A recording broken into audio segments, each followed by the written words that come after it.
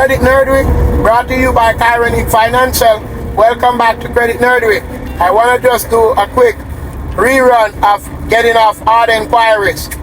Odd inquiries, once you have them, they can be a menace. They can block you from getting new credit once you have more than 4 on your credit report in a 2-year span. So odd inquiry, usually we don't pay much mind to them, but they carry weight because certain banks will not lend you anything if you are not under a certain amount of inquiry in a 2-year span, because the inquiry on your consumer report, which I have videos here touching on those before, you can go back and watch my odd inquiry videos, I don't see anyone presenting the content on odd inquiries that I presented in those videos, so you can go and watch them and see what I had to say about odd inquiries. I'm just gonna make this a short one. So you can get odd inquiries off very easily if you understand how odd inquiries work.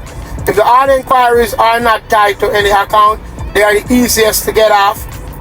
You don't have to go the route of what I see most people are telling individuals to do, to file a FDC report and then go and get off the odd inquiry by lying. You don't need to do that. Don't put yourself in that sort of problem. There are a few things about inquiries that I want to drop, and this is what I said I see no one has presented. Because we are not really deeply reading the laws. We are reading the laws just fragmentarily and just focus on the parts that most other proponents of consumer law repeat, so we stick to those. In the disclosure section of the FCRA, it tells you how long an odd inquiry must be on your credit report. For normally credit transaction odd inquiries, they should be on your credit report for 1 year. And credit bureaus hold them for 2 years, all inquiries for 2 years, but that is a violation of what a credit odd inquiry must be on your credit report. As I have said in previous video, that you can use that clause to get off odd inquiry that are tied to open account. Most individuals have said, don't dispute odd inquiry that are tied to open account, and there's a reason why they say that, and I respect the reason they say it, because the account can be shut down, because the credit bureaus can notify the creditor and the creditor think it's fraud and shut down the account. But if I am gonna dispute any odd inquiry that is older than 1 year that is tied to an open account, I would write both the creditor and the credit bureau and let them know that this account belongs to me, and I am not saying that the account is not mine. I am saying that I need you to respect the FCRA and what it says about credit inquiries, that they must last on the report 1 year from the date that they were there, and I need you to honor that and take this inquiry off, because it's a credit related inquiry and the 1 year has passed. So I need you to take it off, and I would write a letter both to the creditor and the credit bureau owning the odd inquiry and then holding their feet to the fire to honor that 1 year mark. That's how I would get off odd inquiry that is tied to open account. You're making it clear that the account is yours to the bureau and to the creditor, and telling them that you need them to honor the 1 year requirement that is under the disclosure section of the FCRA.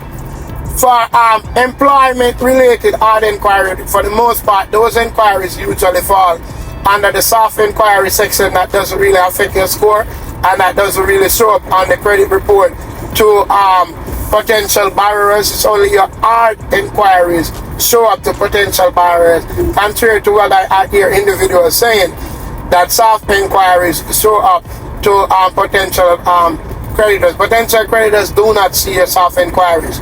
That is just for your purposes to see who access your credit report. So I would basically use that 1 year requirement that I have never heard anyone else online teaching to get it off.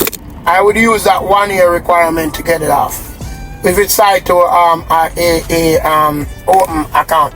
Once it is tied to a non-existent account, then that is much more easier to get off, because those you can just dispute that you never actually initiated any credit transaction with the creditor. You can either tackle that with the creditor, or you can tackle it with the credit bureau.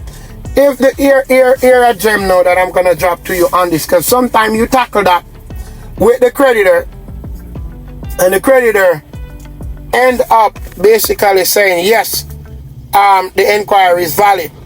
Here what I'm gonna tell you to do adding to this. That inquiry, when you initiate a credit transaction and you did not receive credit, two things must happen. And this is where you will get the creditor if they try to play it tough on you getting that inquiry off, right? Because I have had inquiries that I have disputed and the creditor come back and try to play hard and want to hold the inquiry even though there's no account there.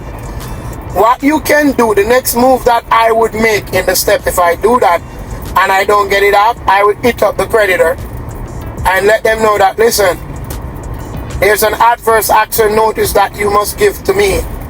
Once you have not given me credit, I am telling you that this inquiry was not initiated by me. Where is the adverse action notice? This is levels to disputing inquiries, alright? There's levels to this, and I'm giving you the levels. And sometimes once people go ahead and say, I need the inquiry to be come out because it's not mine, and the creditor pay tough, or the credit bureau, they give up because we are not understanding how the laws works. You gotta understand how the components of the consumer law work and different aspects of the law that is tied to others. So once you initiate a credit transaction, there's two disclosures and requirements that is triggered. For the most part, the creditor is not going to have this because they are not retaining information like that, especially if you and them have not done any business after that was initiated. Under the FCRA, you have the adverse action notice that is required once you're denied for credit. In the FCRA requirement, they have to specifically tell you.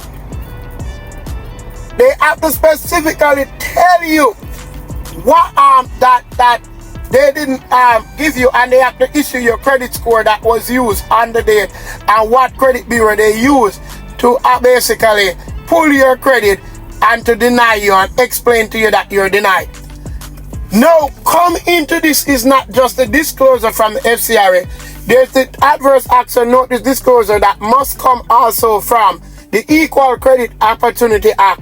Once it is a credit transaction, the FCRA have disclosures for employment or any other permissible purpose that was used. Once an adverse action is taken against you, they have to give you an adverse action notice, which means you were denied credit.